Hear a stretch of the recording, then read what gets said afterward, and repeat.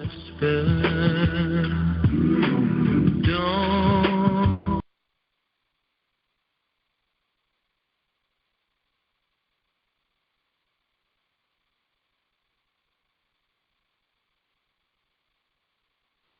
alaikum.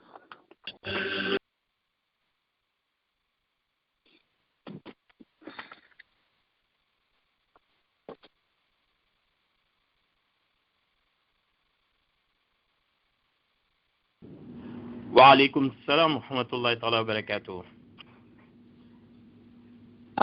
We can go ahead and get started now? Because I didn't hear you say record. Yeah, of course. It's record now. Where is Imam Fufana? He should be on the line also.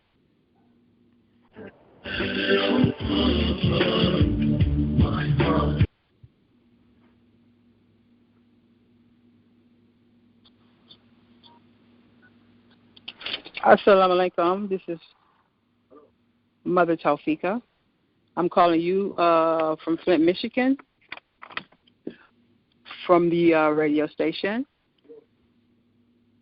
I'm calling you with questions from Universal Wombs Sisterhood, whose focus is on the role of women, helping with marriage, polygamy, and Islamic questions. The question for today will be dealing with Islam.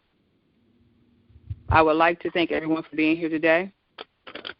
And the question that we have for today is going to be on sacrifice, understanding sacrifice in Islam, and what is the wisdom behind it. And basically, we're looking at Ibrahim sacrificing his son Ismail. So today we have with us Ibrahim Torre Ismail, and also Ibrahim Noah Fofana from Flint, Michigan. And we'd like to have them to answer our questions today. So Ibrahim, not Ibrahim, but Ismail or Noah Fofana, you have the floor to answer the question. Assalamu alaikum. Wa alaikum assalam. Ismail. Imam Ismail.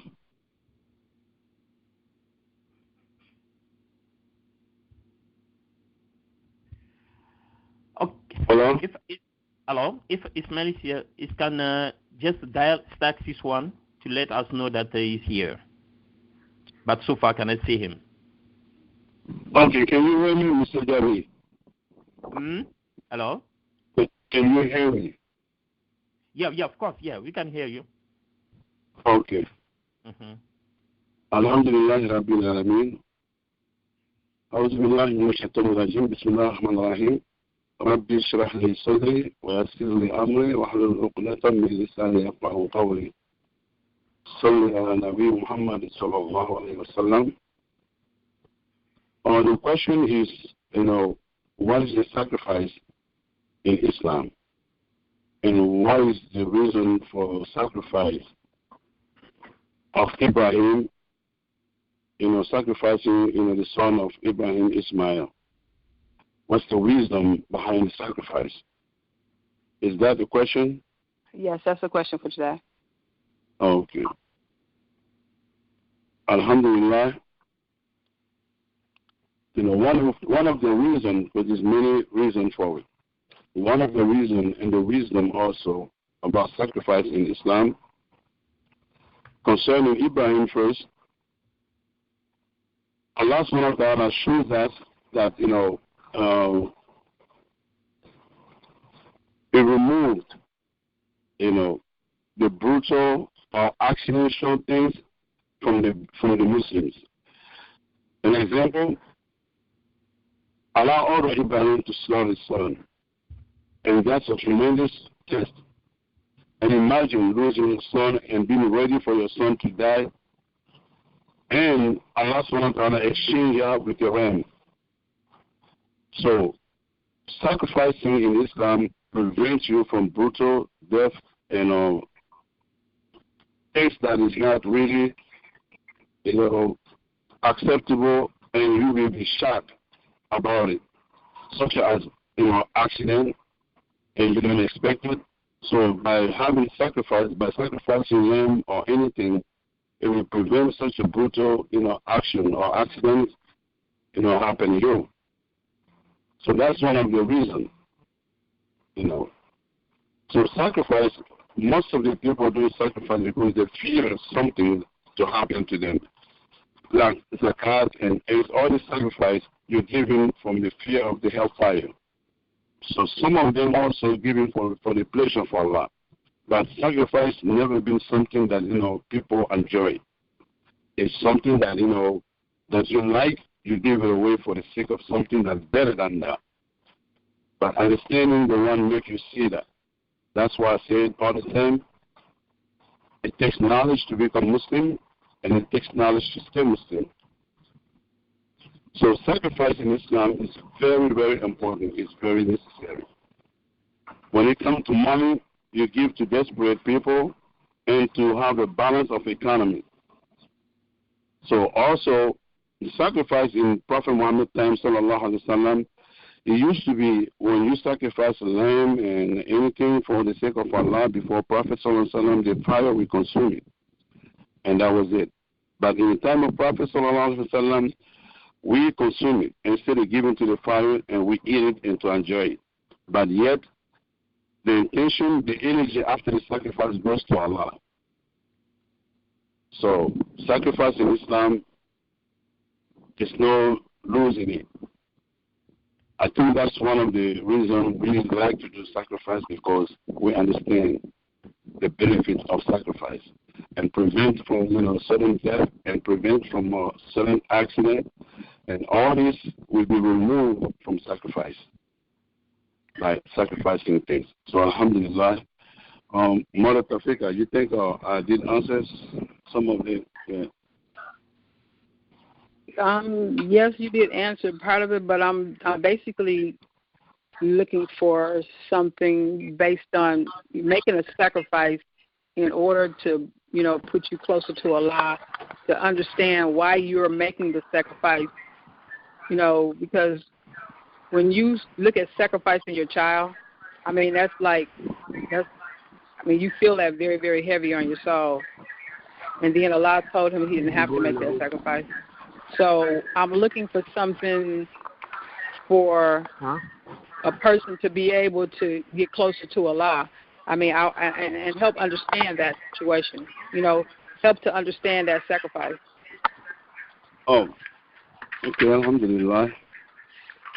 I believe, one thing for sure is the order of Allah. When, obeying the order of Allah is to be part of the mercy of Allah. Disobeying the order of Allah is depriving yourself from the mercy of Allah. So, therefore, when you want to get closer to Allah about sacrifice, see how Prophet Muhammad told you to sacrifice things. So once you do that, you're going to get closer to Allah. That's the basic. So sacrificing most of the time, is things that we don't like giving money to somebody or giving food to somebody or giving things that is dear to you. So most of the time we don't want to do that. We just take things that we don't need, and Allah does not want that. He wants things that is dear to you.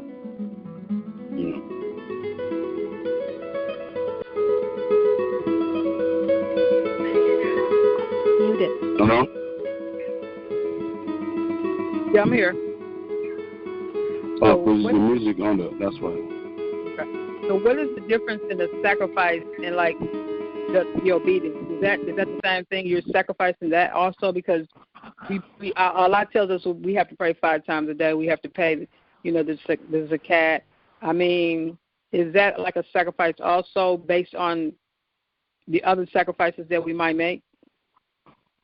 Yes, because of Allah subhanahu wa ta'ala swear in the Quran by, wal asr, he said wal asr. It's swear by the time because we don't have time. But obeying the rules of Allah is taking our time, is part of our time. So therefore we're sacrificing our whole time after saying La ilaha illallah Muhammadur Rasulullah. it means we no longer have a tribe, system or anything that does not go along with Prophet Sunnah. We don't want it anymore. So we must use all of our time to obey the rules of Allah. So praying 5 times a day, it's like you're taking your time and then to do it. That's a sacrifice of that time that Allah told you to do. And giving out also is a sacrifice. It takes time. So everything is within time. And, if you do on a proper time, then, you're obeying Allah. But time is sacrifice. Everything is sacrifice because La ilaha illallah means sacrifice your own culture if it does not go with Allah and His Messenger. So go with what the Messenger gives you with your time. So that's why Allah says everybody is in the loss. It's so by the time that people don't even have the little time we have. All mankind is in lost except illa allazina amanu wa amilu salihat, those who go along with the righteous deed that Prophet Muhammad sallallahu alaihi wasallam laid down for us. So we use your time is a sacrifice that you do. So that's where right there, takes over everything. Okay. So could it be understood that, the reason why Allah even brought us here to this world is to make sacrifices? Because it seems like, we have a choice to do what we want to do on our own, or we choose to do Allah's will. So it seems like the sacrifice is for every single thing that we do here that is, for Allah, or we can just do what we want to do. So we have a choice. So is it a part of that choice, to either sacrifice everything for Allah or to choose to go our own way and do whatever we choose to do? Okay. Assalamu alaikum. Wa alaikum salam. Okay. Before you answer that question, I just want to let you know that Imam Ismail is here. Okay. Okay. Thank you. Oh, okay. All right. Alhamdulillah. So, to sacrifice, Imam Ismail, you heard it? You heard the question? Yeah. What's the topic? Assalamu alaikum. The topic is sacrifice, understanding sacrifice, and the sadaqah. Sacrifice. Yes, sadaqah. Sacrifice. Not really sacrifice, like general zakat, sadaqah. Sacrifice, Ismail. We're trying to understand the reason for the sacrifice. Oh, okay. All right. And the wisdom behind sacrifice. Okay.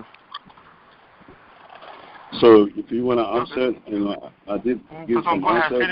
Finish that part that you was just speaking about. Okay, what was the part that I was on? Topic. We were I was mentioning the sacrifice. When we came here, Allah gave us a choice to either do our own will or do the will of Allah. So doing the will of Allah, is that considered as a sacrifice? Oh, okay. Yes. Or just doing what we want to do as a free will? I don't see that I see that as like enjoyment. Oh, okay. Yeah, I see now. Allah subhanahu wa ta'ala, Prophet Muhammad sallallahu alaihi wasallam said, he said a jail, dunya is like a prison for believers. So you can only see that when you go to prison here. Because your free time, you have to sacrifice it for the sake of pleasure of Allah and His Messenger. The only way you can see the value of your time when you go to prison, when you get incarcerated, you will see that you get closer to Allah with your time more than anything. If you can sacrifice the same time outside also for the sake of Allah, then, that's part of it. So sacrificing your time for the sake of Allah, and which is also part of working and studying, being married, in every rules that Allah and His Messenger laid down, the Constitution of Islam, sacrifice every other time except that.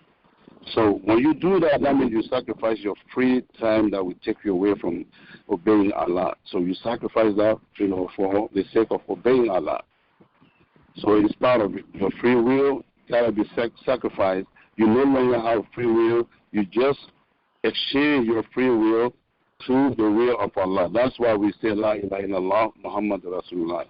It's like when you go to school, you pay for the fee, you're no longer going to do whatever you want to do in the school. You're going to do what the school system imposes on you. Otherwise, you're going to get fired. Right. So it's the same thing. When you come in line with the law, you don't do no more what you want to do. You do what, Allah and His Messenger laid down. You try your best to do it. Every other thing that you didn't do, should be accidental or not intentional. So, alhamdulillah, that's one of the answers I can give. Imam Ismail over there. Ismail, would you like to also address the question? Wa alaikum assalam wa rahmatullahi wa barakatuh. What was the question? I actually wanted to give us something general about sadaqah, if that's possible. But what was the question? The question is understanding Islam and coming to, when Allah gave birth to us and brought us into the world, it seems like our whole life is a sacrifice for Allah. Mm-hmm. Or we have a choice to do the things that are pleasing to us in this world. So I was just wanting to know if that was the ideal of the sacrifice. Oh, okay. Well, alhamdulillah, salatu wassalamu ala rasulillah. Well, the topic I understand, in my understanding, I think when you say sacrifice, you're talking about in general, like sacrificing ourselves for Allah, and also sacrificing our monies and everything, like in general, right? Right. Okay. Because the purpose is to try to help people understand sacrifice, so that they may lean toward sacrificing in their lives, because it's kind of confusing to understand why Allah would want Ibrahim to sacrifice his son. So if we can understand that sacrifice, we might make more sacrifices in our lives. Okay. Well, that's a big topic, and it stands for a lot of different issues in our life. So, like the question you just asked, beginning from sacrificing ourselves for the sake of Allah, Allah subhanahu wa ta'ala talk about that in different surahs in the Quran, and the Prophet sallallahu alaihi wasallam also mentions a lot of hadith about this sacrificing ourselves. So one of the Quranic verse that can help us to understand sacrifices, beginning from sacrificing ourselves, is the ayah that talk about Bismillah ar-Rahman ar-Rahim, when Allah say, "Oh, you believe, Ya ayyuha allazina amanu, oh, you believe, ala adullukum ala shay'in tunjikum min azabin alim." Don't I show you something that will save you from a severe punishment? So the beginning of the verse is like Allah trying to show the believer something they can do, and that action will save them from hellfire and also from all type of calamity in dunya and etc. So then Allah go on and say, "Tu'minuna billahi wa rasulih." You believe in Allah. You believe in Allah. Imam. And Is it Surah Al-Safi? Hello? Yes. It's Surah Al-Safi you're talking about? Mm-hmm. I think it's Al Adullukum ala Tijaratin instead of Shay. Ala Tijaratin, yeah, Ala Tijaratin, yeah. Don't I show you a business that you can invest in? Yeah, that was a good reminder, actually. Thank you so much.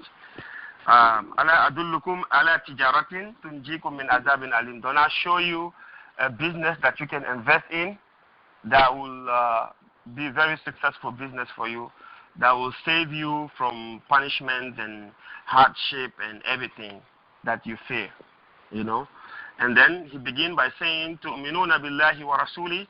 you believe in Allah and His Messenger, which is the key of every goodness.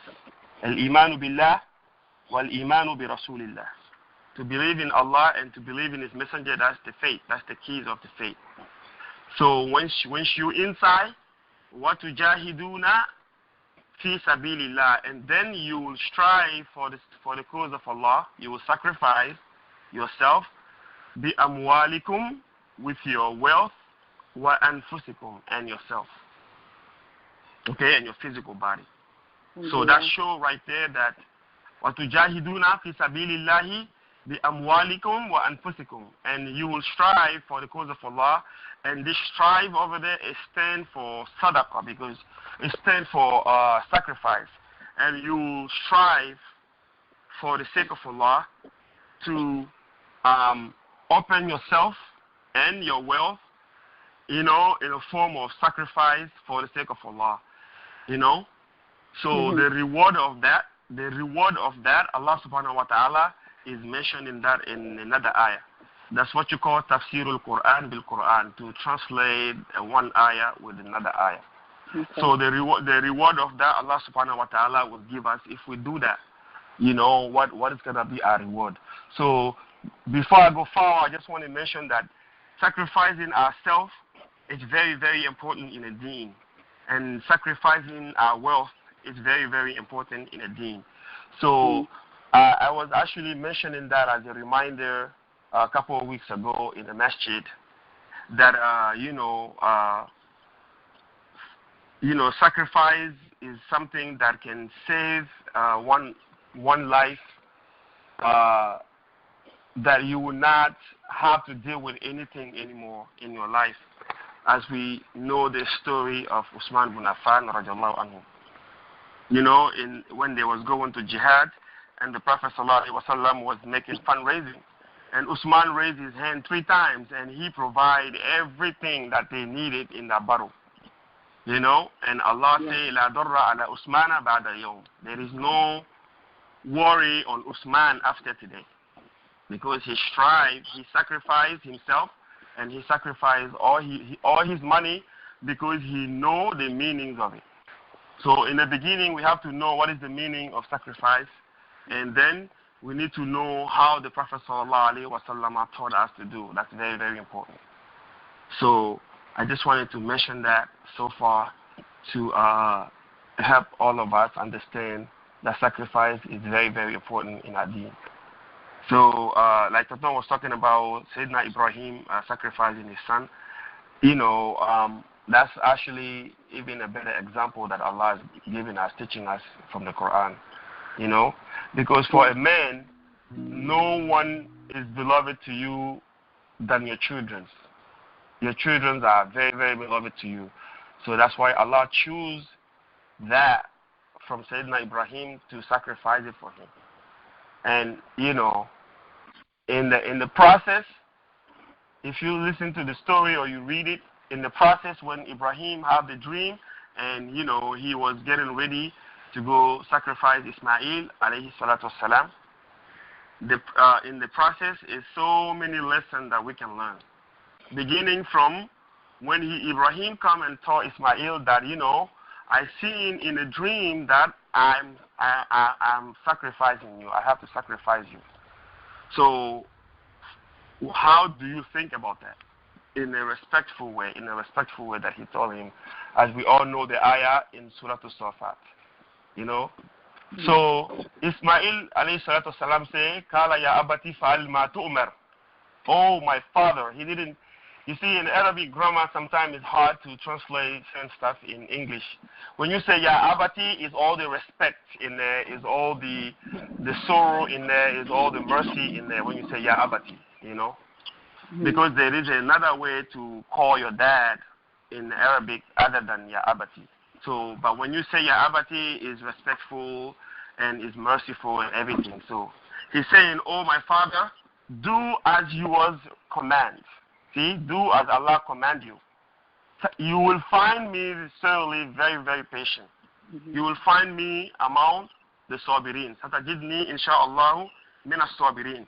You see, over there, Sayyidina Ismail didn't say Satajidni insha'Allah mina sadiqin, or you will find me among the truthful people, or you will find me here. No, he just directly go and say, you will find me with the will of Allah among the patient. So that shows us right there that when you want to sacrifice, you need patience. You know? So in the long run, so long story short, when he was going to do the sacrifice, he took the knife and he tried to slaughter Ismail. And then Ismail said, can you tie my eyes up so I don't see your eye with these tears and this mercy that you're going to have on me? I don't want to see that. I want you to do what Allah commands you. So can you tie my eyes up? And can you sharp the knife? Can you make the knife very sharp so you can slaughter me one shot? You know? So imagine the incident, subhanAllah. That's very, very deep. So that's the sacrifice. You know? So we belong to Allah. That's why another ayah says, Inna lillahi wa inna ilayhi raji'un. We all belong to Allah and we all going to return to Him. You know? So that sacrifice is very, very important in our deen. And it's very important that we understand the meaning of it in order for us to be part of it, inshallah. And may Allah give us good understanding and increase our knowledge, inshallah. Okay, I also wanted to add, too, that the mother was also... I have a question, but can you guys hear me? Can I add? Okay, well, go ahead. Okay, anybody got a question? Because I wanted to add a little bit on Imam Ismail in the comments. Maybe I want to ask my question, so maybe that will help. Okay. Add in. Okay.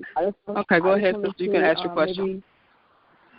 Maybe you guys can clarify, because I know Imam Ismail talks about the Arabic language is very difficult to translate. So as far as the English language, there's two different definitions for sacrifice and charity. So I wanted to know, when we talk about sacrifice, are we including charity in it, or should we separate charity and sacrifice? Because the whole time you guys are saying sacrifice, and in some of the terms that I would think that you would say charity, you're still saying sacrifice. So is there a difference between charity and sacrifice? Because in the English language, there are two different definitions for sacrifice and charity.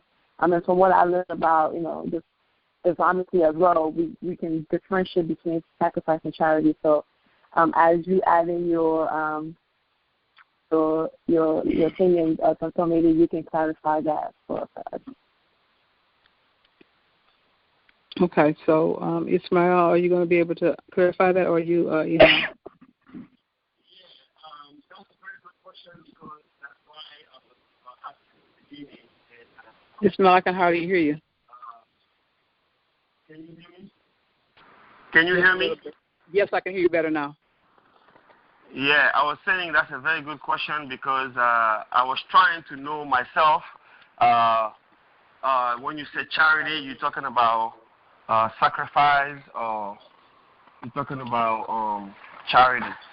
So no, when I was saying charity, I was basically saying, we pray 5 times a day, we give zakat.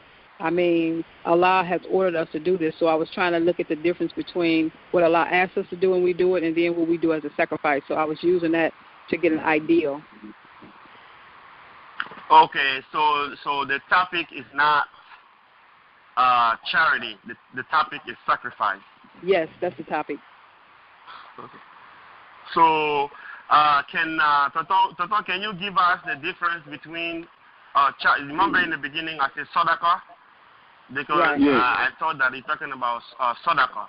So can you give the difference between charity and sacrifice, like a little breakdown between the two? Yes, alhamdulillah. This sister gave, her question is very good.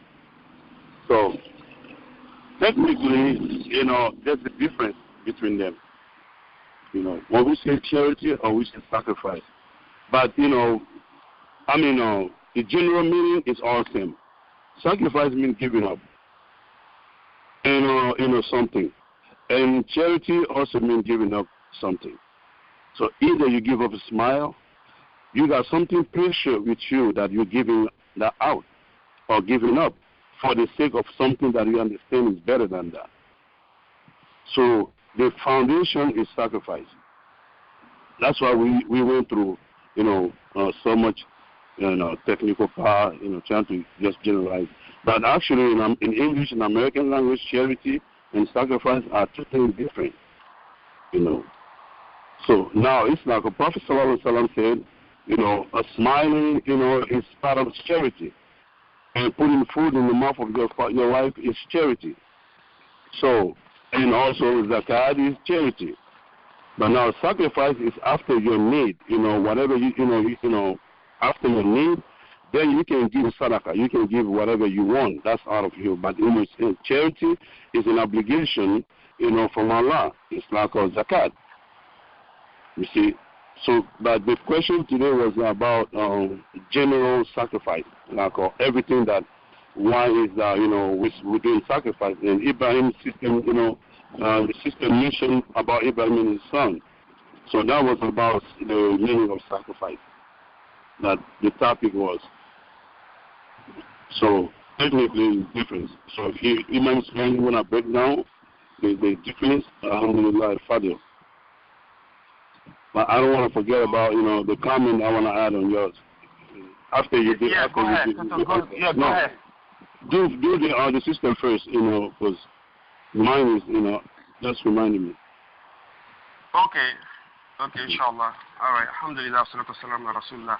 So like I was saying, the charity and the sadaqah, like you say, it's two different things in English. But when you say in Arabic, it can stand for the same meaning in actions, but not in word. Or it can be in word, not in action. Okay? So, for example, when you say sadaqatul mal, the charity of money, you don't use the word sacrifice over there. You just use the word charity, But when you want to use it for a person, like if a person has to sacrifice himself, then you have to use a different word. You don't use sadaqah over there. So that can be the difference between the two. But like you say, both of them is standing for one thing, is to, strive for the sake of Allah and let go things for the sake of Allah. Like let go your desire, let go whatever you Allah subhanahu wa ta'ala is asking you to do, even though you like it, as long Allah says it's not good, you have to sacrifice that. You have to let that go. For example, you can be somebody who is addicted to drink, alcohol, and then once you become Muslim or once you find out that subhanallah that's not good in your faith, you have to sacrifice that. You have to let that go.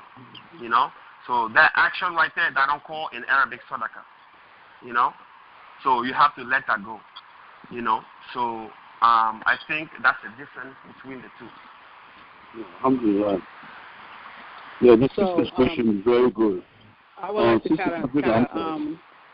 like to try to clarify that a little bit. So the sacrifice that you're talking about is like one sacrifice is dealing with pain, like because if you're giving up something that you love, you're going through some type of a pain or some type of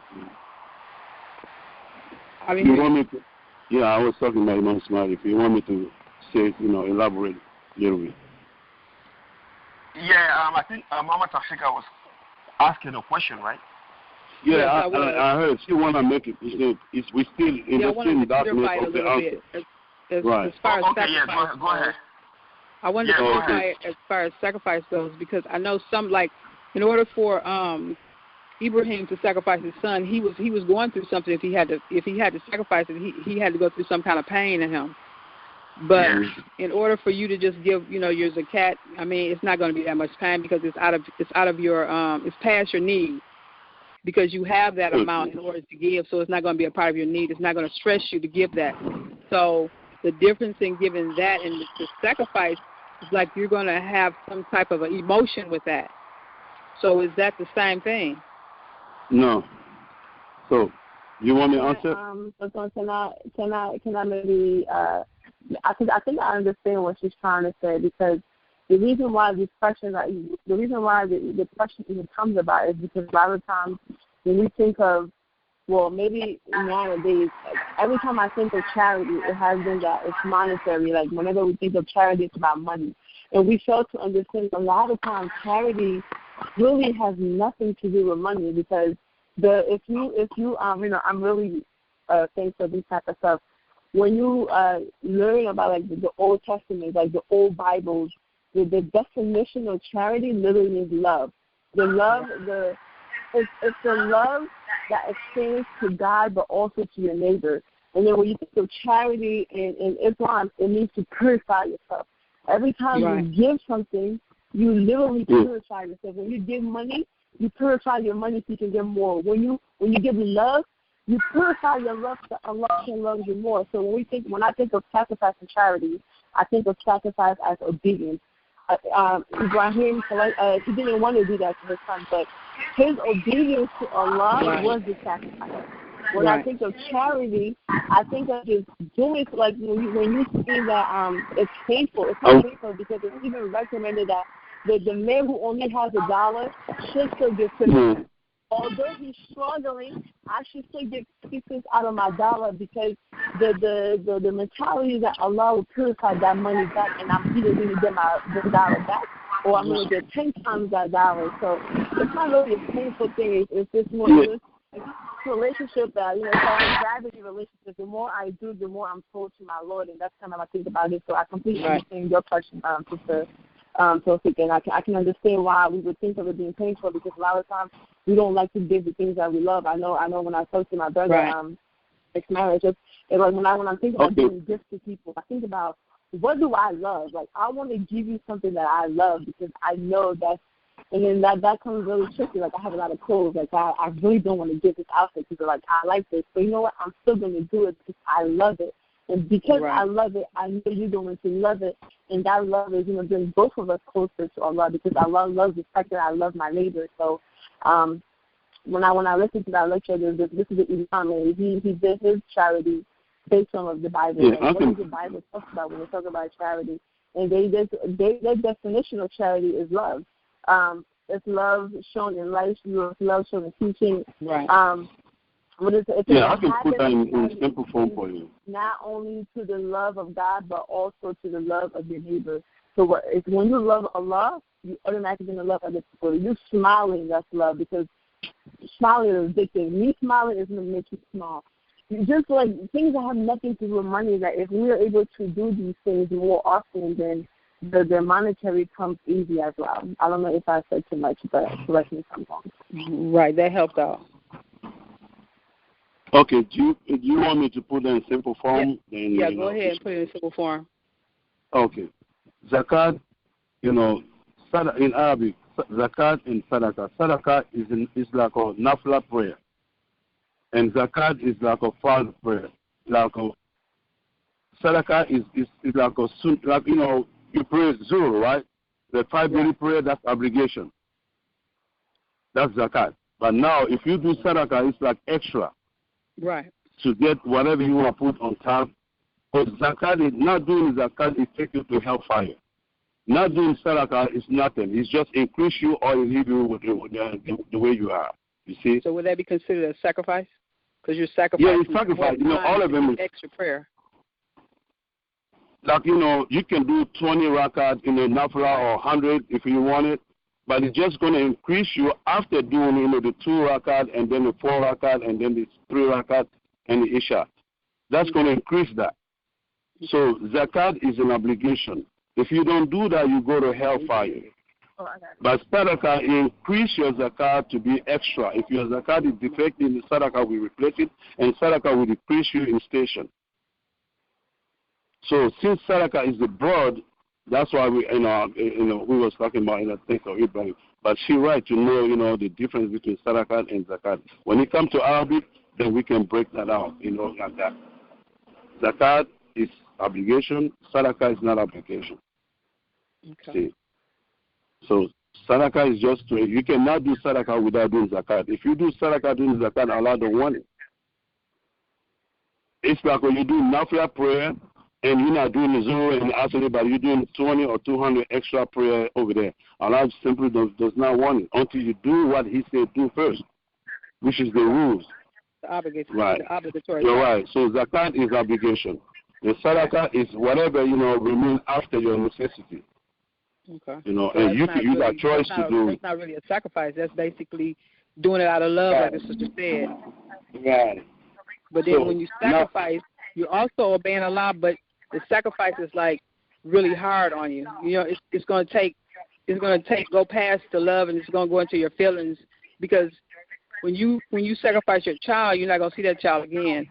You realize that the child might be in Jannah, but it's like it's going to be some pain there.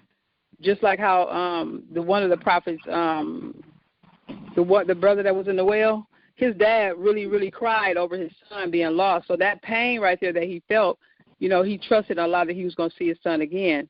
So I'm looking at the pain and giving sacrifices. Yeah, alhamdulillah.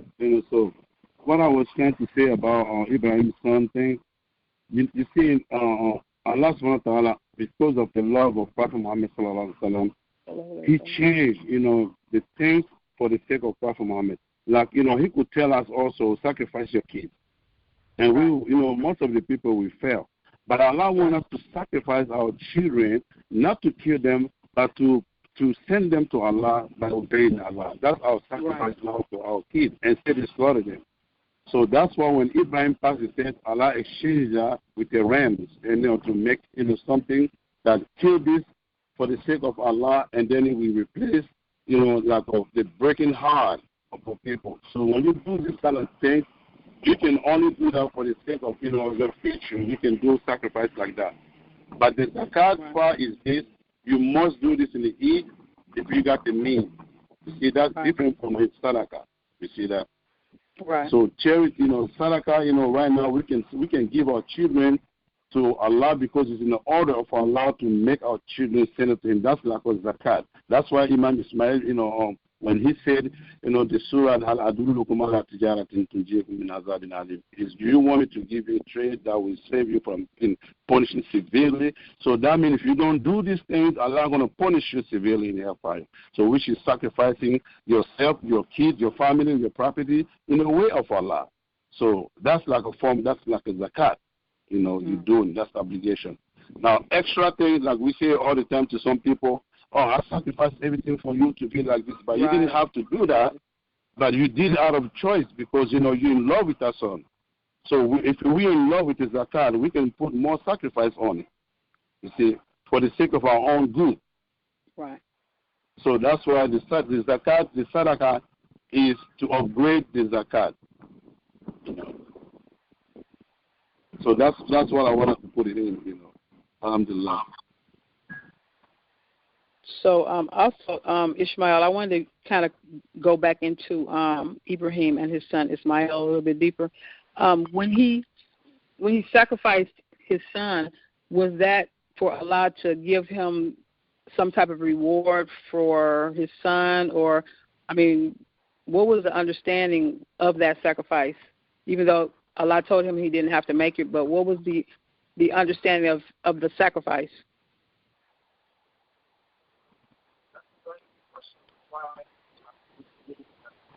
I can't hear you again. I can't hear you.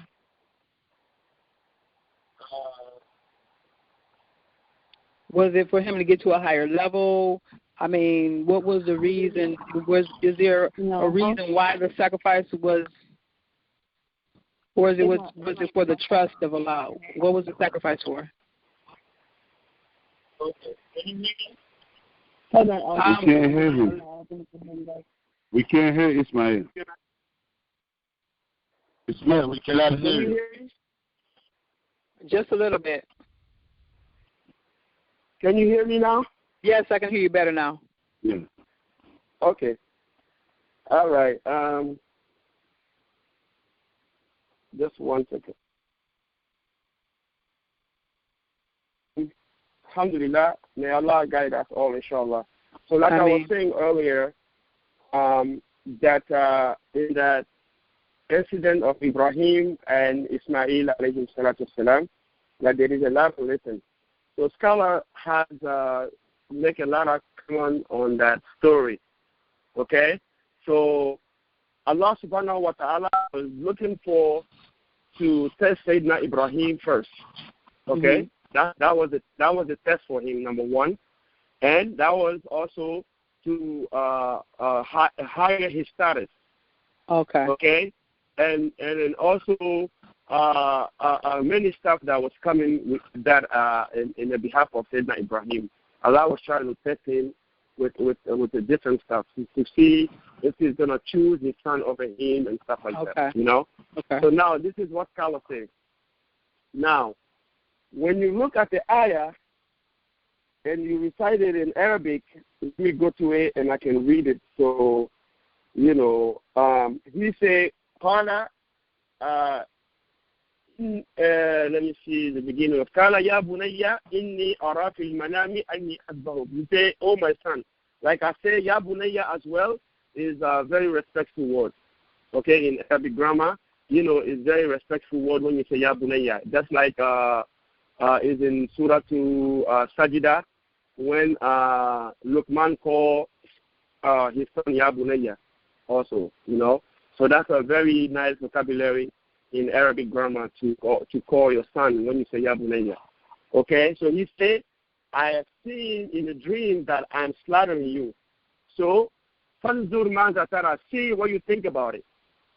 Okay, so Allah is testing Sayyidina Ibrahim and he's testing Sayyidina Ismail at the same time. Okay. So, Ismail say, Qala ya abati, oh my father, oh my beloved father, if'al ma tu'mar, do as you was ordered. Tatajidni inshallah min as-sabirin, you will find me among the patient. So, when the process was going through, as I mentioned earlier, and Allah see that Ibrahim surrendered and Ismail surrendered. Both of them surrendered to the will of Allah subhanahu wa ta'ala, and then that's when Allah brings the solution. So the scholars say, technically, if the word submits to whatever Allah subhanahu wa ta'ala want to do, then we will be pleased with Allah subhanahu wa ta'ala. Alhamdulillah. Hello? Yes, yeah. I'm scared. So you want to add a little bit on it? Okay, alhamdulillah. The life of Ibrahim is a test for humanity. You know, first of all, for the father and for the son and for the wife. So it shows that, you know, obeying Allah, you're never going to regret. So now for the father, Allah telling the father to sacrifice his beloved one, like Imam Ismail said. So for the son, obeying the father to show that, you know, Daddy, you will find me, you know, among the patients. That's submissive totally to the father's way. And Ibrahim also, by taking a knife, is to submit to Allah totally and taking his family to sacrifice to Allah. And also for his wife also accepting to kill his son, and then, you know, and drop the wife in the desert also is showing the total submission of, you know, of the wife also. So everybody got inspired in Ibrahim's life. So that's why you're seeing, you know, the Quran, Surah Al-Baqarah is divided in three. You got Ibrahim's life, and you got Adam's life, and you got the Jewish life. Ibrahim's life was no mistake, and then, you know, pass the test. Adam mistake and repent. We expect to be that. And the Jews, they know it and they disobey. So we don't want to be that. Right. So life of Ibrahim shows the believers what should we do. You see? So that's what I wanted to add on, to let everybody know we all got power, the children, the father, and the mother. Right. In obedience of Allah. The whole Sadakat is to obey Allah with it. Okay, that's all I want to do. I just wanted to add something. So actually, Ismail, I'm sorry, I keep saying Ismail is my brother. That's why I'm not getting mine Ismail. But him and I were just having the conversation the other day. So I think we were talking about Luqman, Prophet Luqman's wife. She was a believer. However, she was disobedient. So then the Prophet came into the whole sacrifice of Luqman. Is that right? Luqman's wife. She was a believer. So she was punished, right? Although she was a believer, you talking about the one who turned back? And she was interested in the people. Yeah, the one who turned back. I know. Luke. That's not Luke's wife. However, that's she Luke. believed in the message. However, so she believed in the message. However, she was disobedient. Then when we were talking about that debate, he reminded me that's the same thing that happened with Ibrahim. Not only was Ismail a believer, he was obedient. So when we talk about sacrifice, it's a difference between being a believer and then worshiping Allah. Like, are you disobeying Allah while you worshiping? Like, you can't worship Allah and then disobey Him at the same time. So that's where the debate was going. Like, although I am a believer, I believe in Allah, I believe in His messenger, but I still go out and I do whatever I want to do, and I don't want Allah to punish me just because I say I'm a believer. Because as a believer, I'm not supposed to do what I want to do. I'm supposed to do what has been prohibited for me to do. You understand? So I thought that was a really good correlation how he put those two together. So the whole part of sacrificing is just to see, now that you see you believe in me, are you going to obey my commands? Because it's not sufficient to say that I believe. Like you said, it's not sufficient for the believers to believe and we're not going to be tested. But perhaps that was his test because he was at that high level of faith that he was able to really do that. But yeah, that was just my 2 cents. Ismail just took a phone call, so I'm just still in for him.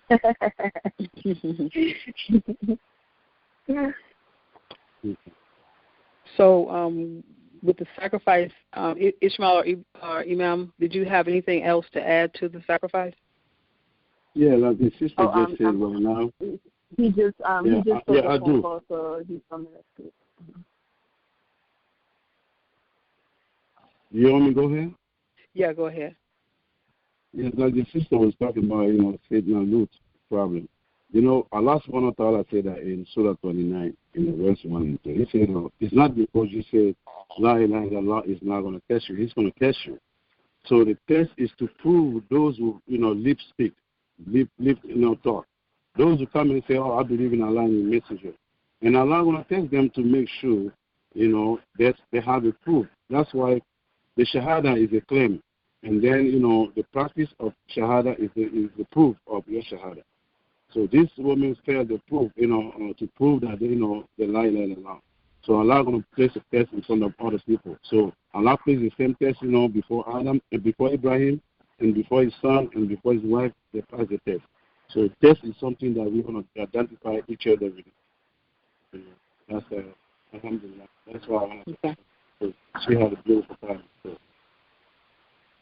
So the sacrifice is basically out of the obedience to Allah, because when Allah gives you a command and you obey that command, that's a sacrifice, especially if it's something that you don't choose to do, like how Ishmael mentioned the drinking. The people who drink, they've been drinking for a while. When Allah says to stop drinking, they sacrifice the alcohol in order to obey Allah. So also, if you look at Ibrahim, he was also obeying Allah. So the sacrifice comes through the obedience of Allah, or trying to be obedient toward Allah. Am I right in that?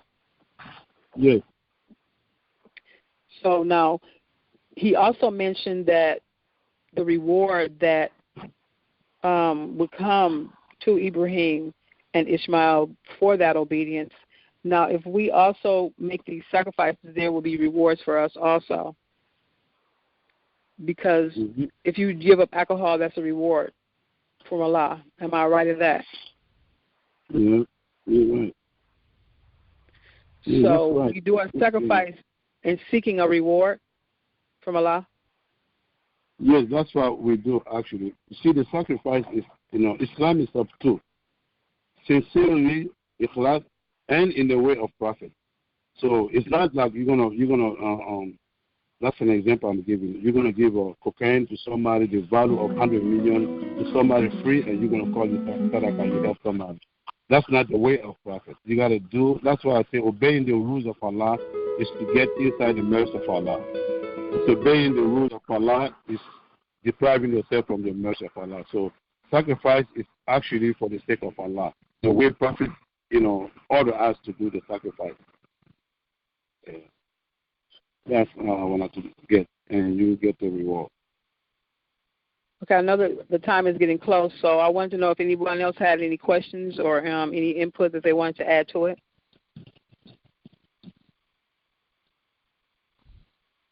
So, alaikum. Walaikum salam. I don't know. Is Anissa into? I'm sorry, don't know what you said. Assalamualaikum, I'm here. Yeah, it was like if anybody wants to ask a question or something like that, I'm doing it. Yeah, did anyone want to add to any questions or comments to the topic? My question is not, it's a little off topic, alhamdulillah. I wanted to know, what's the importance of doing things peaceably Allah? Ibrahim or Imam Fufana or Ismail, would you like to comment on her answer a question? Yeah. Imam Ismail Fadil. Oh, so he's on the phone call. Oh, he's on the phone call. Okay. All right. What's the sacrifice in the face of Allah?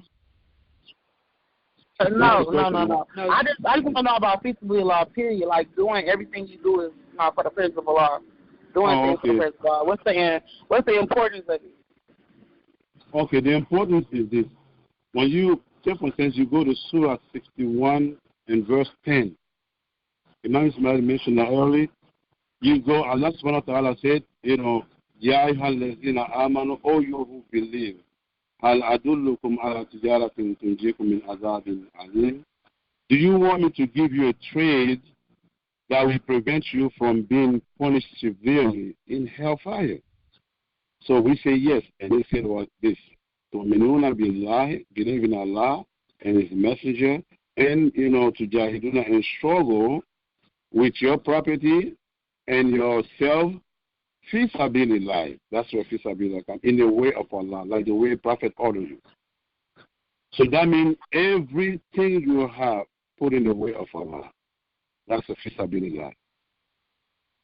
If you do that, Allah said, He will give you, He will forgive your sin and put you in Jannah, under which the river flows. So that's the purpose of fisabilillah, to forgive you and give you and put you in Jannah. Tu'minuna billahi wa rasulihi wa tujahiduna fi sabilillah bi amwalikum wa anfusikum dhalikum khairun lakum in kuntum ta'lamun. These are the things that is better for you if you know. You see, but no, it's very good for you. So that means doing things for the fisabilillah, that's what fisabilillah is. And Allah will exchange everything. That tafsir right there is in Surah 9, verse 111. Allah says He bought from the believers their life and their property for an exchange of Jannah. You see? So it's to get the Jannah. It's to be forgiven and get Jannah. Doing fisabilillah, that's what we do. So, Assalamu alaikum, sister, was your question answered? Yes, alhamdulillah. Alhamdulillah. Does anyone else have any questions or comments that they would like to add? Assalamu alaikum. Okay, I have another one. Okay, so the Prophet said that a man can get married for 4 reasons, and the best reason is deen. So when getting married, do you feel place your intentions to be pleasing to Allah? Like, so if you marry a woman because she's beautiful, is that marrying her peaceably Allah? Like, I wonder if I'm asking this right. Do you get what I'm saying, Imam? Yeah, I kind of understand what you're saying. Imam Ismail. Can you add to it so people can try to explain it a little better, maybe? I don't know if they don't get it. Did you understand it? Yes, I understand your question. Right. When Prophet Sallallahu Alaihi Wasallam was speaking to people, he was speaking generally to Muslims. So, and he would tell them, marrying for beauty, that's beautiful because first of all, you're acknowledging, it's fisabilillah also. You're acknowledging, the beauty of Allah, and you want to, follow it. And to increase your deen with it, you can do that. So you got some of the people, they're Muslim, but the Islam is not like that. But those who are deep in deen, yes, these are the best people.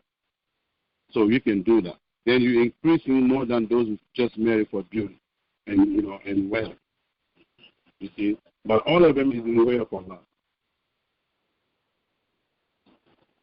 So you're saying her answer is that some men who are on their deen are going to do a fisabilillah, but the other men are going to basically do it just for the beauty.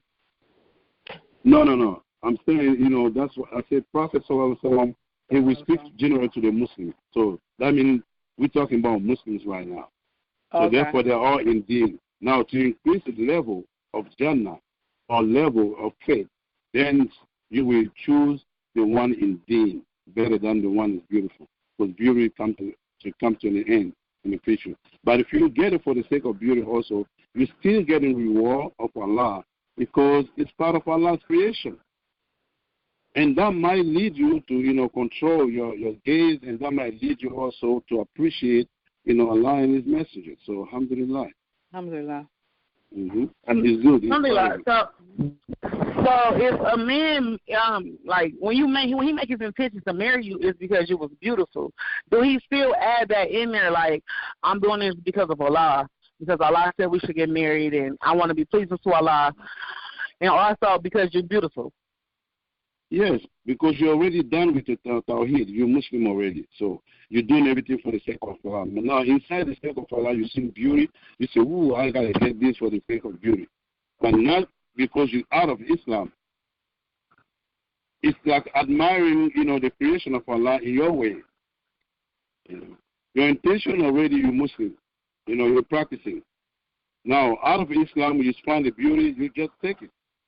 If she's not Muslimah, your intention is to make her Muslimah.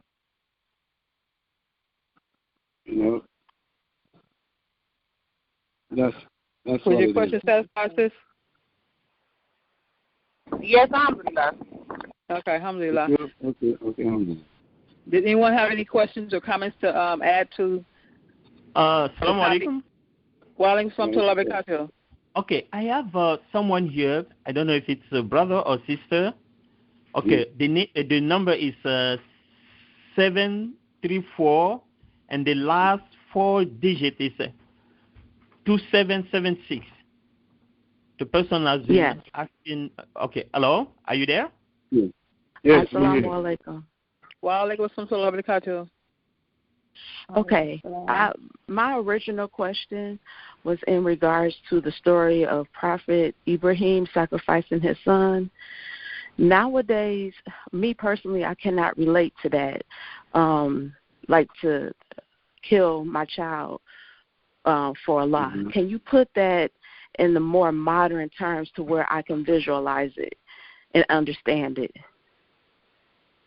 Like, what is a good example of in today's society where we will be required to or asked to sacrifice our child? Okay. Alhamdulillah. Sister Africa, you want me to answer it? Yes, either you or Ishmael. Okay. I don't know if Ishmael off the phone. Okay, but you can go ahead and answer it. Sister, this is it. First of all, you don't say that, openly, that I don't think I can do that. That takes people out of Islam. You don't say that. Allah subhanahu wa ta'ala, He gave a test, whatever test He wants. At that time, if Ibrahim had said that he couldn't do it, it would be disbelieved at the time. Because the law of Allah, nobody question Allah why He gave me this, because human being is Allah's property. It's not ours.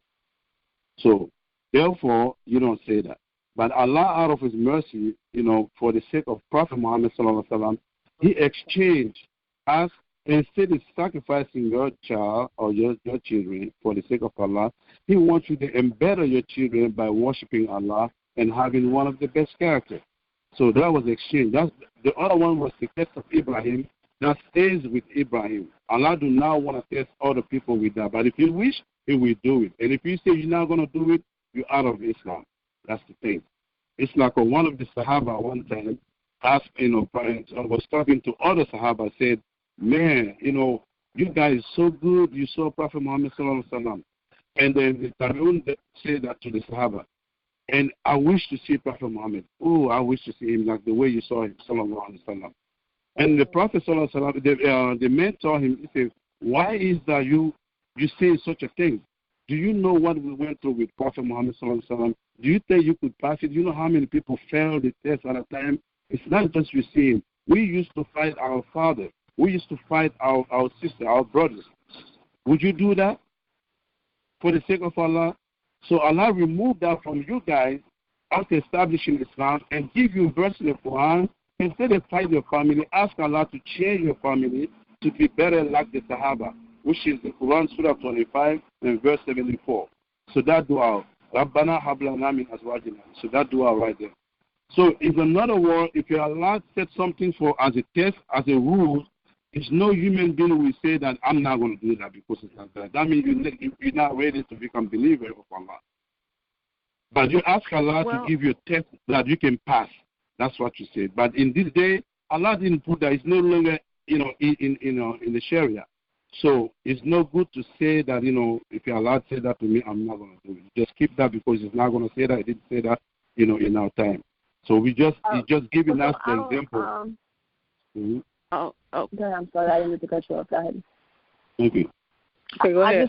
I just think that that's a beautiful question that you asked, and maybe I don't think that makes you happy and understanding the way that you were saying, because I'm pretty sure a lot of us struggle with that. By saying that I don't relate to that, it's just good.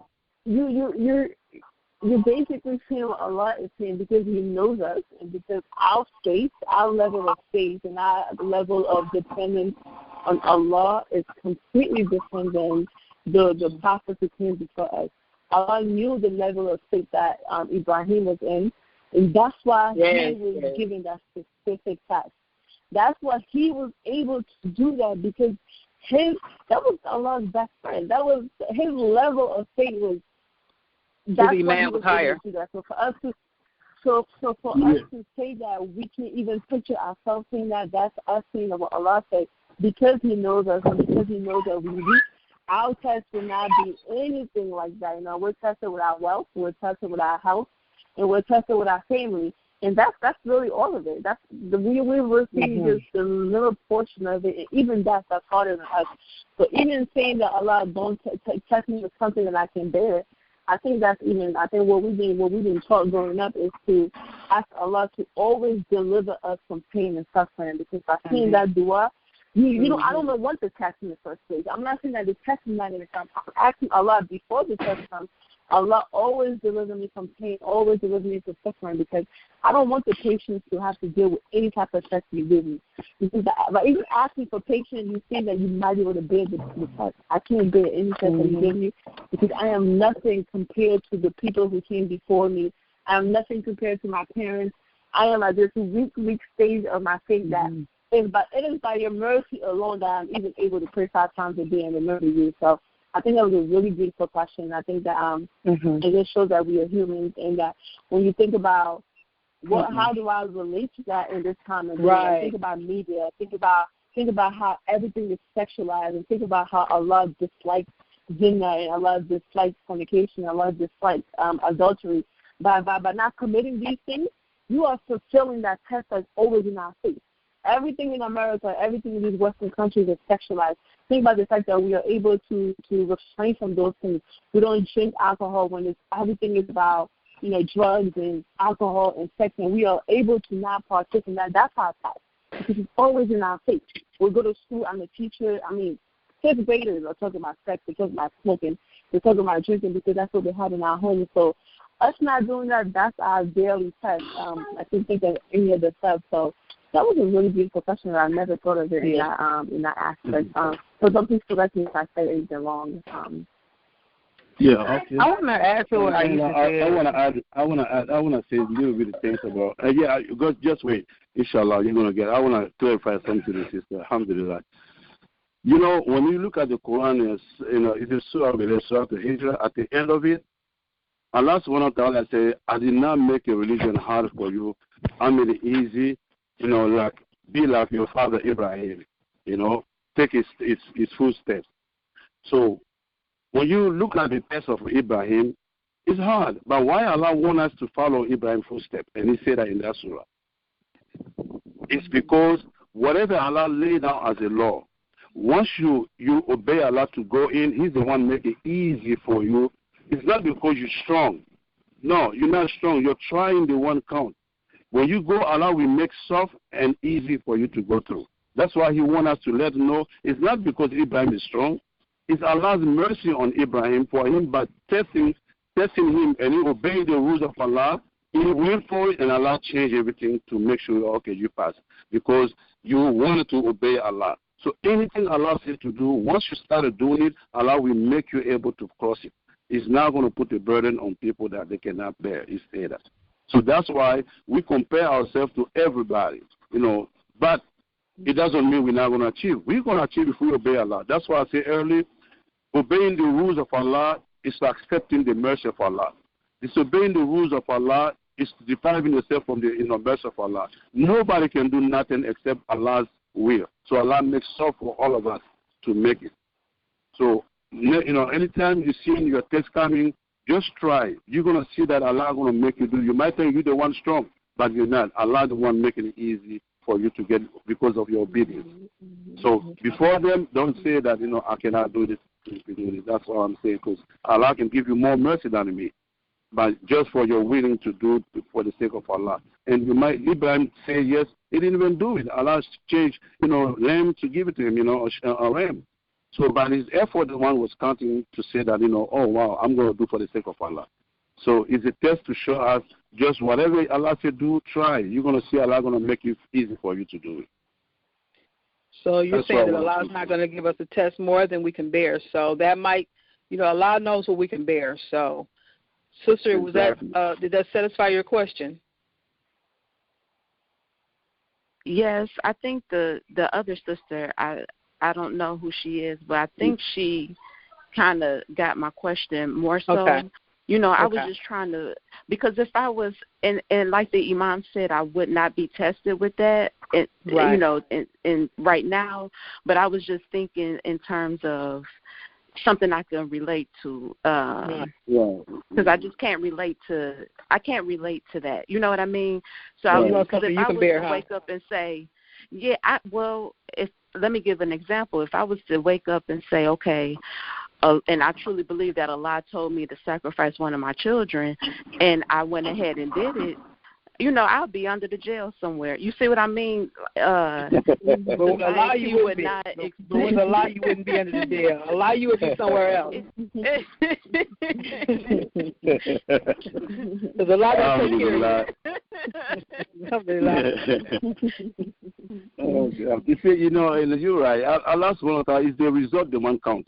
You're going to search for everywhere. Allah never give any result of bleeding or shedding blood for nobody. But it's just about test. If you had to go, you're not going to kill. Allah going to, out of His mercy, He's going to exchange that, to say you pass the test like He did Ibrahim. Right. So that's why you don't find nowhere in Islamic test Ibrahim was the most hardest that he killed somebody for it. Even the bird that Ibrahim killed, Allah give back the life to the bird. So to let you know, Allah does not order evil, and He said that in the Quran. So when you order it, it's your test. So trying to go do it, and you're going to find yourself not being evil at the end. Yeah.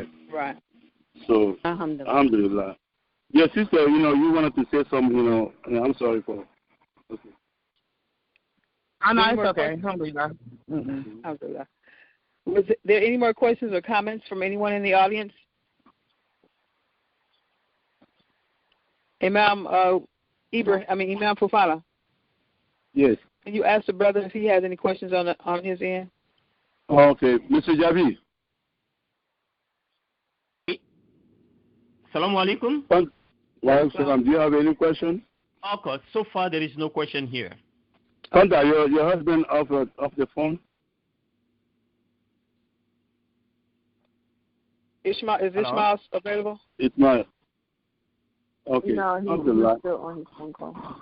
So anybody wants to give any comment on anything, like Sister said?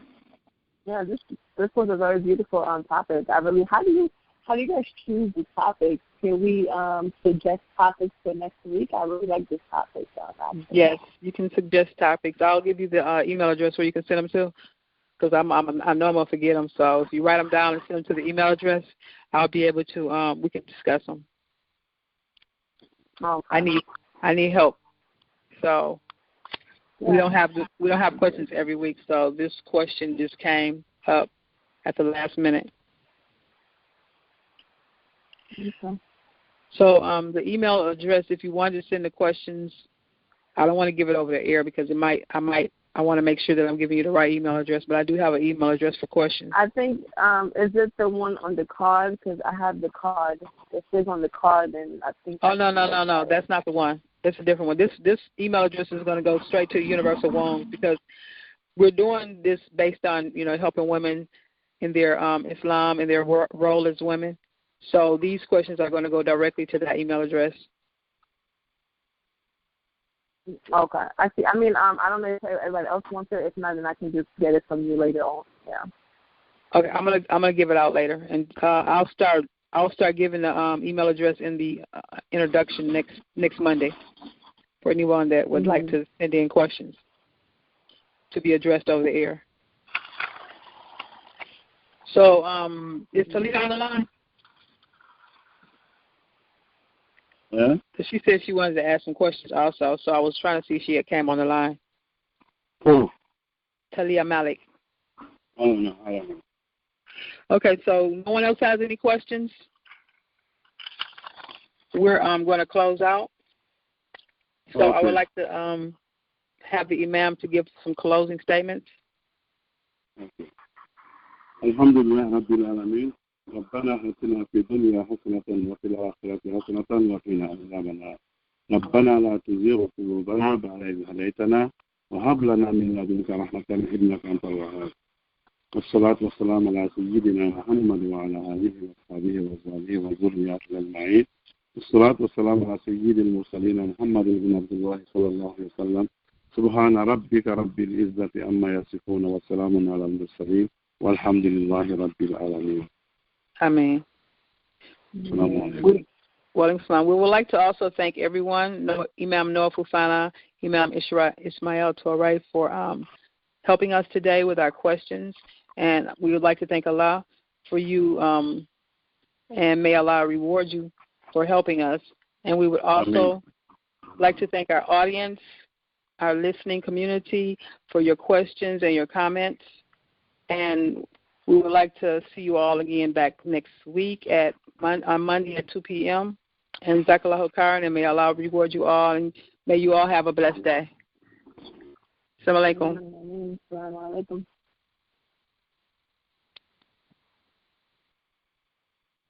Muted.